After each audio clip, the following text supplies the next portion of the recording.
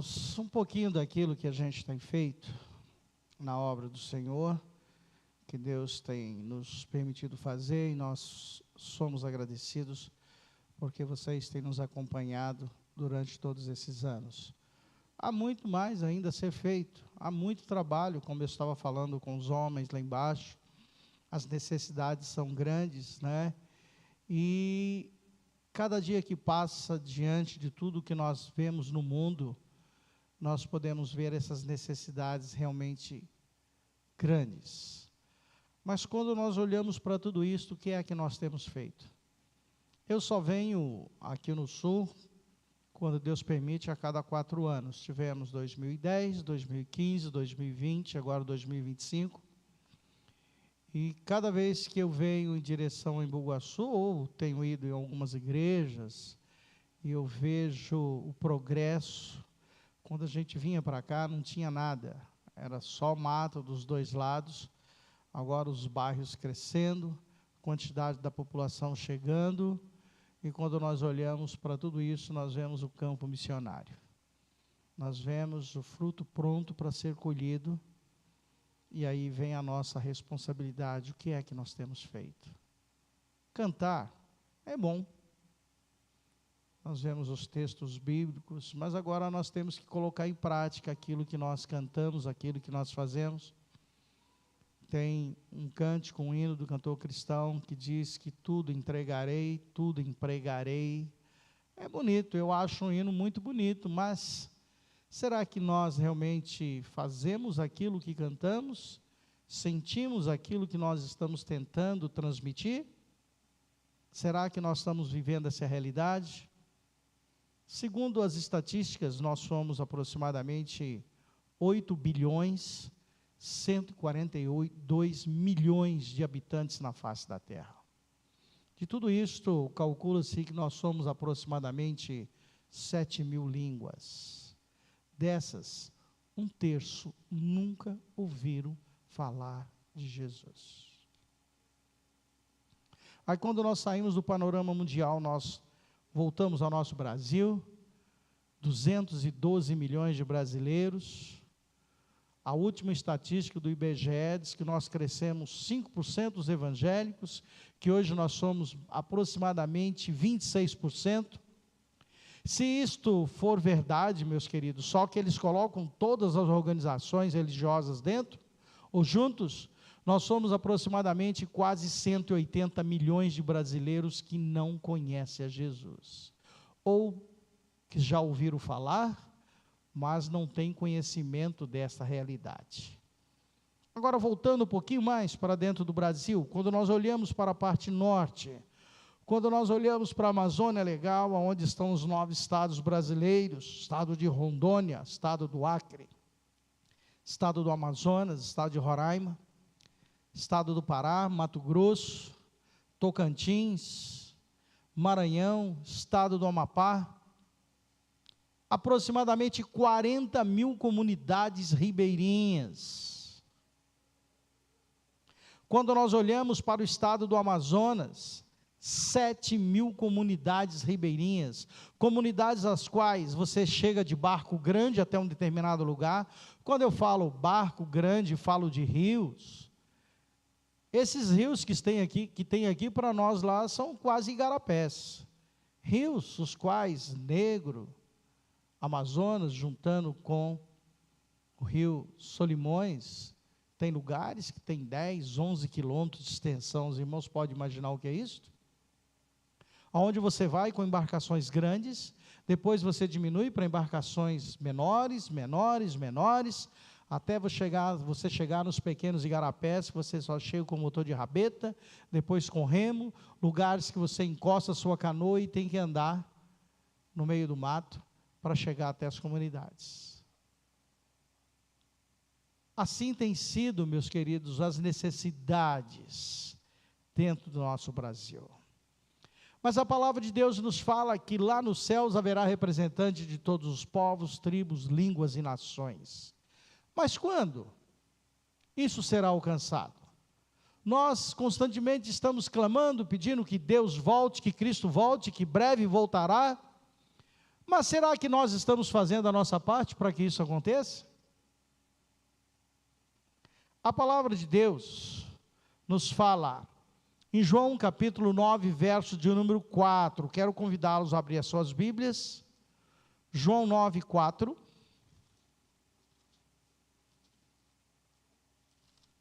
Vamos nos colocar de pé, em reverência à palavra do Senhor. João, capítulo 9, verso de número 4. A palavra do Senhor nos diz assim: convém que eu faça as obras daquele que me enviou, enquanto é dia, a noite vem, quando ninguém pode trabalhar. Repetindo, convém que eu faça as obras daquele que me enviou, enquanto é dia, a noite vem, quando ninguém pode trabalhar. Querido Pai que está nos céus, nós te agradecemos pelo privilégio de um dia ter conhecido o teu Filho Jesus como Salvador. É sabido, ó Pai, a quantidade de pessoas habitantes da terra, Senhor, no nosso país, a quantidade daqueles que não te conhecem como Salvador, Senhor Deus. E a tua palavra, ó Pai, nos conclama a trabalhar enquanto é dia, porque logo a noite vem e nós não podemos fazer mais nada. Senhor Deus, abra os nossos olhos, que nós andemos, ó Pai, com os nossos olhos voltados para a cruz do Calvário, que nós possamos enxergar os campos brancos para a ceifa, Senhor Deus, e cada um de nós venhamos sentir a necessidade de fazer esse trabalho enquanto é dia, ó Pai. Muito obrigado por estarmos juntos nesta noite. Obrigado pela comunhão que o Senhor nos permite ter. Nós oramos agradecidos em nome de Jesus. Amém e amém. Podeis assentar. Meus queridos, nós devemos fazer a obra daquele que nos enviou enquanto é dia. Eu compartilhei com os irmãos ali embaixo alguns acontecimentos, algumas necessidades, algumas daquelas atividades que nós temos realizado, mas ainda, tudo isto ainda não é nada diante do mundo em que nós vivemos, as realidades, os acontecimentos. Eu tenho pensado bastante. No passado não tão distante, nós tínhamos tantas liberdades de fazer cultos ao ar livre. Aqui em Bugaçu mesmo, realizamos alguns na praça principal, quando começou a igreja, num prédio, era uma sala em cima. Em Vila Remo, fazíamos várias vezes, na praça do Vila Remo, quando era levado uma caixa de som, ligado um violão, levávamos folhetos, começávamos a cantar, as pessoas chegavam e a palavra de Deus era pregada. Hoje em dia, a liberdade para fazer tantas coisas no nosso país, mas quando se trata das coisas do Senhor, nós estamos sendo limitados a cada dia. E o tempo vai se passando, e os dias vão se acabando, e quando nós olhamos para trás, tudo aquilo que nós projetamos realizar, nós não fizemos nada porque o dia já se acabou. Quando nós olhamos para a palavra do Senhor, nós vemos que nós estamos defasados em relação àquilo que nós, ou a mensagem que nós recebemos, ou a ordem que recebemos para fazer o trabalho. Sophia Miller, uma missionária que trabalhou no Alto Rio Içana, mas na Venezuela e Colômbia, e entrou no Brasil por engano, porque aqueles que a acompanhavam, remavam a sua canoinha, enquanto ela ia traduzindo a palavra de Deus. Uma vez perguntaram a ela como foi o chamado dela, e ela disse que ela nunca teve chamado, que ela leu uma ordem, e ela simplesmente obedeceu a ordem, quando o Senhor disse que deveria ir por todo mundo e pregar o evangelho a toda criatura. O lema do Exército Brasileiro diz que missão não se discute, missão cumpre-se. Mas muitas vezes nós recebemos uma missão e nós estamos discutindo como é que nós vamos fazer a logística, o que eu quero, o que eu preciso levar, o que eu tenho que levar, quanto eu vou ganhar, como eu vou. mas o Senhor está nos convidando para fazer uma obra grandiosa, que nós não devemos nos preocupar com esses detalhes, porque com certeza Ele está à frente, providenciando tudo aquilo que nós precisamos para realizar a tarefa. Quando nós estivemos aqui há 10 anos atrás e fizemos o desafio aos irmãos que aqui se encontravam, eu conversei um pouco com o Noel, e eu voltei para o Amazonas, e um dia eu recebi a mensagem: já nos inscrevemos em Peniel, estamos indo para Peniel para nos preparar. Aquilo nos trouxe uma alegria tão grande em ver pessoas já de uma certa idade, com filhos, em uma fase de idade difícil, de sair de uma cidade grande para ir para um trabalho completamente diferente, sentindo o desejo de servir ao Senhor e de se colocar na mão do Senhor para fazer o trabalho enquanto é dia, porque logo à noite chega e nós não podemos fazer mais nada. Quando nós olhamos para a vida de Cristo, Cristo teve apenas uma pequena janela de oportunidade em sua caminhada terrena, para realizar as obras que o Pai havia dado para que ele fizesse. Cristo veio ao mundo para ser a luz do mundo, e para aqueles cuja morte, sepultamento e ressurreição reconciliaria o mundo consigo mesmo, para que todos aqueles que nele crescem pudessem ser apresentados sem defeito e irrepreensíveis diante dele. A morte dele não foi em vão, a morte dele não foi simplesmente uma história contada, um acontecimento que ocorreu, mas a morte dele tem um grande significado para nós que um dia o recebemos como Salvador, para nós que recebemos a responsabilidade agora de ser a luz do mundo, de refletir aquela luz que ele refletiu quando veio representar o Pai, agora está sobre a nossa responsabilidade. Cristo veio ao mundo para cumprir a vontade do seu Pai no céu, e durante esse curto espaço de tempo do seu ministério, que Jesus viveu na terra, ele foi chamado para entregar a mensagem de reconciliação de Deus ao mundo que estava perdido e que continua perdido nos dias de hoje. Para todos os lados que nós olhamos, nós vemos o mal imperando, guerras, acontecimentos catastróficos que têm destruído muitas pessoas, acontecimentos como esses que o pastor Joel falou aqui no início do culto, introduzindo esses acontecimentos, e muitos outros que têm acontecido no dia a dia que nós nem sabemos. Mas são pessoas pelas quais Jesus morreu por elas. Neste dia, meus irmãos, quando a igreja realiza missões, a existência da igreja é para que ela realmente propague a palavra do Senhor, para que ela anuncie a obra do Senhor. A natureza da igreja é ser uma igreja viva, uma igreja que realmente brilhe, uma igreja que represente verdadeiramente o reino de Deus. Ela é viva pela sua constituição. A palavra de Deus nos fala que Jesus é a pedra viva. A palavra de Deus, ela é viva. A salvação é uma esperança viva.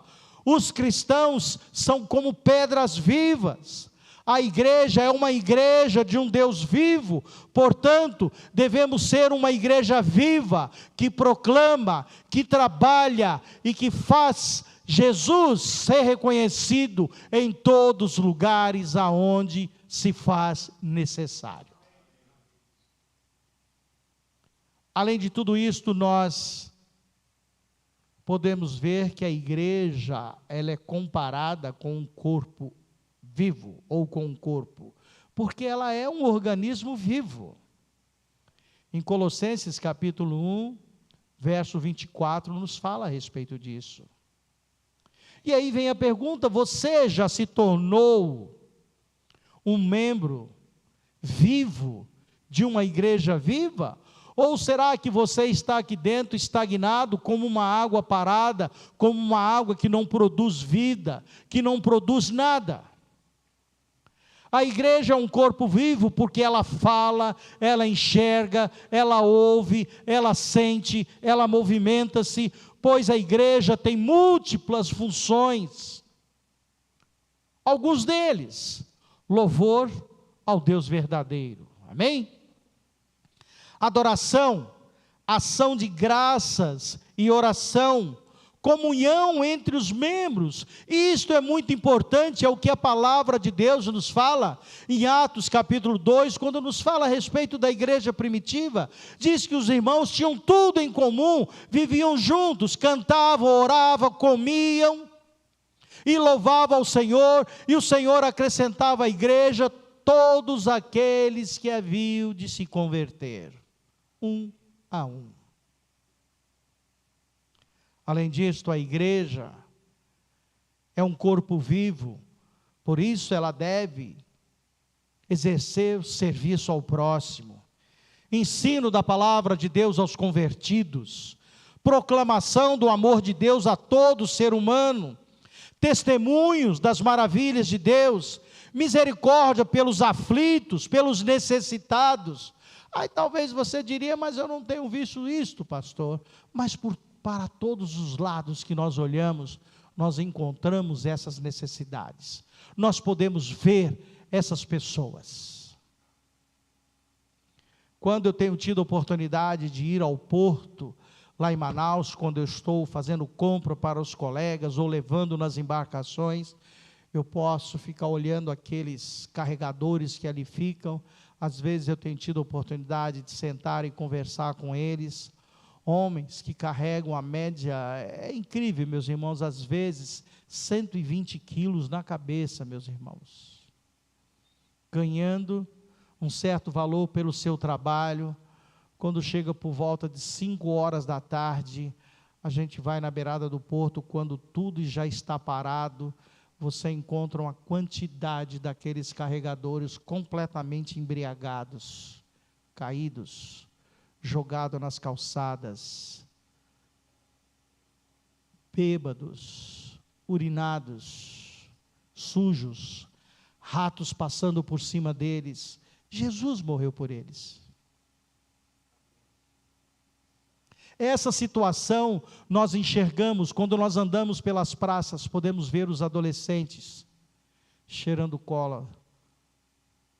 Não sei se vocês já viram, eles colocam cola de sapateiro dentro de um saco plástico, e eles enfiam a cabeça dentro, e fica cheirando até o saco praticamente sair todo o seu ar, e quando ele solta, você vê eles completamente embriagados, caindo, e às vezes jogado ao chão das praças, completamente abandonados. Jesus morreu por elas. Aí é onde a igreja tem que fazer a diferença, por ser um corpo vivo.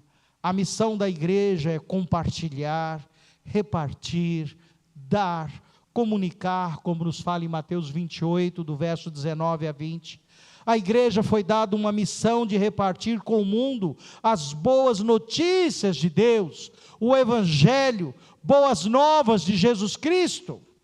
Compartilhar é dividir, é partilhar, repartir, comunicar, participar, mas muitas vezes nós somos egoístas, e nós retemos tudo isto para nós mesmos. E esquecemos que outras pessoas estão necessitando de ouvir essa história que está contido na palavra de Deus, que transforma vidas ao longo dos séculos. Mas aí nós voltamos para o livro de Romanos, como nos fala: como pregarão se não forem enviados? Ou como ouvirão se não forem se alguém não chegar até eles, meus queridos, se alguém não chegar nesses que estão caídos, nesses que estão embriagados, cabe a mim, a você, a esta responsabilidade. Mas é muito mais fácil quando uma pessoa nessa situação vem na nossa direção, principalmente nos dias em que nós estamos vivendo, nos desviar e deixar eles passarem ao largo. Não é assim? Hoje, lá com os homens, eu comentei a respeito de um homem que eu conhecia, um homem que eu já havia falado de Jesus muitas vezes, mas um homem que sempre se embriagava. E eu já estava literalmente desanimado de falar de Jesus para ele. E ele chegou na casa da missão um dia, e ele sabia que quando ele vinha embriagado, ele dizia: já sei que o senhor vai, a expressão que é usado lá no norte, eu sei que o senhor vai esculhambar comigo, porque eu bebi, né? E ele sabia que eu não gostava, e eu saí, deixei ele conversando com minha esposa. Mais ou menos meia hora depois que eu voltei, ele estava chorando, e ele diz: agora eu sei o que Jesus fez. Antes eu me sentia como um animal com uma carga pesada nas costas. Agora eu estou me sentindo leve, porque Jesus mudou a minha vida. Antes de eu vir para cá, eu perguntei para ele: e aí, como você está? Eu estou bem. E aí ele começou a descrever tudo aquilo que ele tinha. Ele disse que antes de conhecer a Jesus, ele só tinha uma rede e um ventilador. E aí ele começou a descrever a casa dele. Hoje eu tenho a minha casa, pastor. Hoje eu tenho a minha cozinha, eu tenho fogão, eu tenho mesas, cadeiras, eu tenho um armário. Hoje eu tenho a minha geladeira. Hoje eu tenho o meu quarto com uma cama de casal bonita, eu tenho um televisor grande na parede, eu tenho um ar-condicionado, eu tenho um bom guarda-roupa, eu tenho roupas. E eu perguntei a ele: quem te deu isso? Jesus. Então, meus irmãos, vale a pena falar de Jesus. Nós temos que achar o jeito, nós temos que ir atrás, nós não podemos desanimar, porque Jesus transforma tanto o caído quanto aquele que está de pé. Ele veio tanto para os ricos como para os pobres, para aqueles que estão abandonados, que estão jogados, que estão aí à margem da marginalidade. Além de tudo isto, nós vemos que, ao contrário de outras instituições, o negócio da igreja não é material, pois os seus alvos e o seu propósito são espirituais. Embora a igreja seja uma pessoa jurídica, ela não deve ser tratada como uma empresa. Ela precisa de recursos, contudo, o seu propósito não é acumulá-los, mas utilizá-los no cumprimento do seu propósito espiritual de pregar a salvação e a esperança na pessoa do Senhor Jesus. Amém? Por incrível que pareça, ela cresce por compartilhar. Já viu uma matemática meia difícil de entender? Como é que você divide e aumenta? Você divide e aumenta. Assim é a matemática. Noel saiu daqui, dividiu, vocês perderam 5 membros, mas eles estão lá, aumentando a igreja do Senhor Jesus entre o povo onde eles estão trabalhando. Essa é a matemática do Senhor Jesus. Além disto, nós vemos que o exemplo da igreja de Jerusalém era uma igreja, aproximadamente, calcula-se, de 8.000 membros, uma igreja que tinha 12 excelentes pastores, 7 diáconos, não menos excelentes, mas uma igreja que teve que se espalhar para começar a obra missionária. Boa música, reunidos, tranquilos, e de repente aparece lá um tal de Saulo, e espalha todo mundo. E até então, até o capítulo 8 do livro de Atos, nós encontramos simplesmente a igreja no singular, igreja de Jerusalém.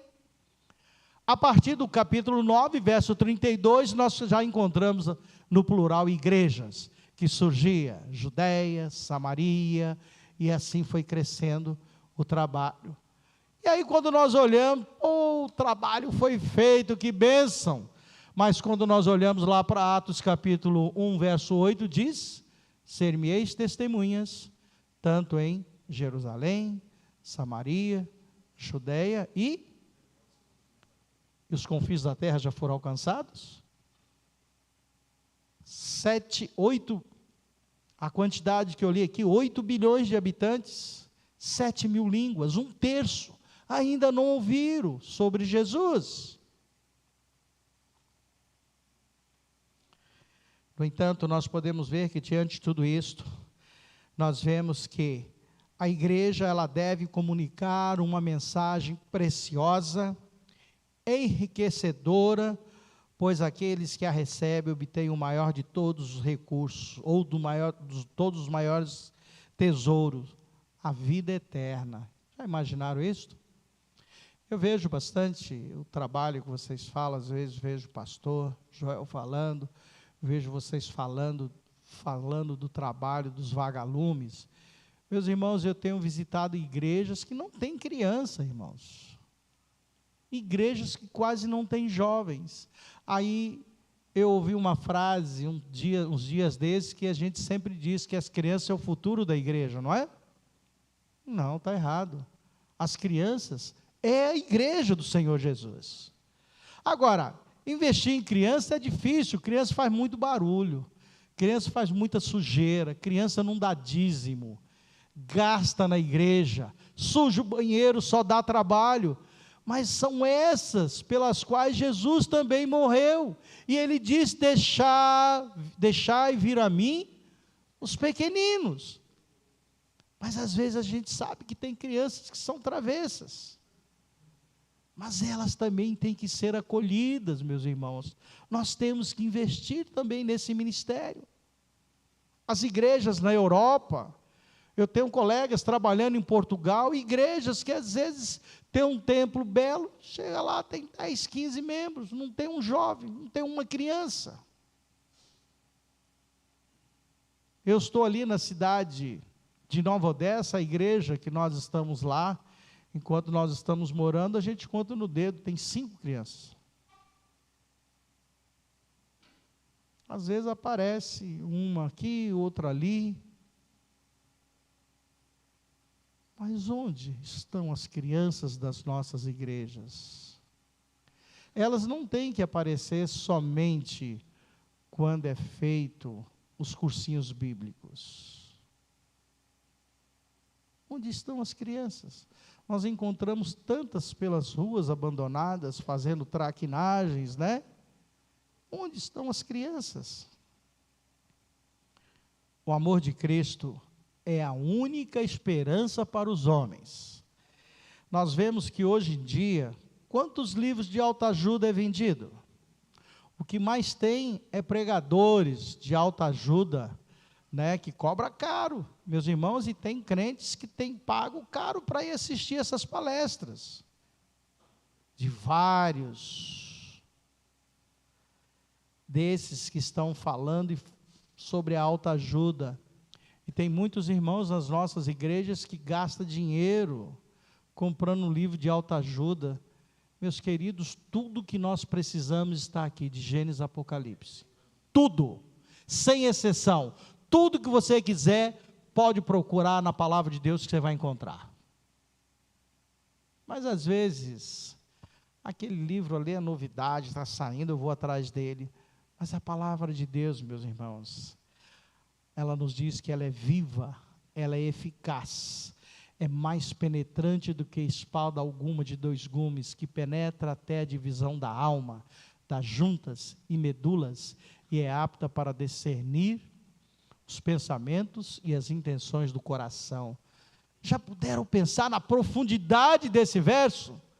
Pastor José Carlos está indo ali para dar uma calibrada no coração, a esposa dele já passou, eu estou tentando dar uma calibrada aqui na minha coluna, está difícil, está complicado, e às vezes o meu joelho está doendo, está ruim, mas a palavra de Deus diz que ela penetra em todos esses lugares, nos cantinhos mais escondidos, nos lugares inimagináveis, a palavra de Deus penetra, porque ela tem poder. A igreja tem sido, através dos séculos, tentada a mudar o seu objetivo, o seu tema e o seu assunto. Isso tem acontecido constantemente. Movimentos políticos tentando transformar as estruturas sociais pela política, movimentos de unificação religiosa, ou seja, ecumenismo, movimentos humanistas procurando o bem-estar do homem. Hoje espera-se que a igreja promova entretenimento para os seus participantes, mas não foi para isto que ela foi idealizada por Deus. Ela foi idealizada por Deus para transformar a vida daqueles que recebem a Jesus como Salvador. O seu assunto foi e sempre será altamente relevante. O amor de Deus pelos homens, um tema que traz esperança àquele que está em sua busca, meus irmãos. Eu não conheço, eu conheço a letra, mas não conheço a música. Foi cantado aqui um hino que falava a respeito da água, né? Não foi? Da busca, da sede.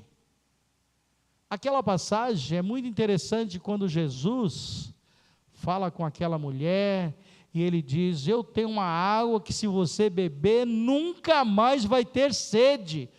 Vocês já pensaram nessa água, meus irmãos? Essa aqui é boa, mas o pastor disse que ela estava batizada, eu fiquei com medo, porque eu tomei bastante suco de maracujá, e depois também eu tomei um chá de maracujá ali, e aí vai que eu durmo aqui, aí vai ficar meio, né, mas diz que foi batizada, mas eu vou tomar mais um pouquinho, para ver se eu fico mais atento, né? Mas está boa.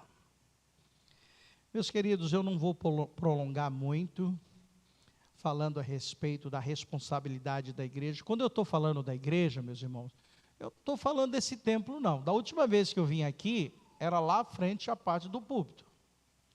Agora estamos ao contrário. As primeiras vezes que eu vim aqui, era lá embaixo. Aí foi subindo, foi modificando. Não estou falando do templo, igreja. Estou falando de mim e de vocês. Nós somos a igreja do Senhor Jesus.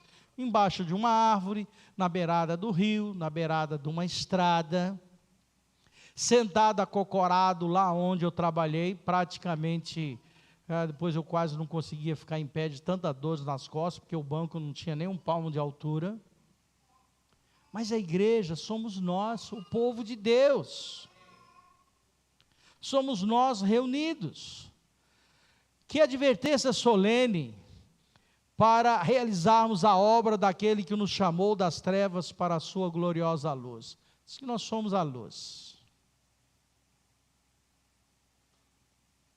Quando fala de luz, aqui no meio da cidade, talvez uma lamparina não vai fazer tanto efeito, mas vocês não podem imaginar como ela clareia quando você está lá no meio do mato. O povo onde eu trabalhei, constantemente eles nos pediam para que não jogasse os vidrinhos de medicamentos fora, que guardasse para eles. E aqueles vidrinhos, eles faziam uma tiara, eles colocavam aquele vidrinho, aí eles colocavam, você já ouviu falar em combustol? Vocês sabem o que é, mas vocês nunca ouviram falar esse nome eles falam lá. Combustol é óleo diesel. Aí eles colocavam no vidrinho, colocavam um paviozinho, faziam a lamparina, e eles usavam para ler a palavra de Deus durante a noite, e os líderes até para pregar. E aqui fala que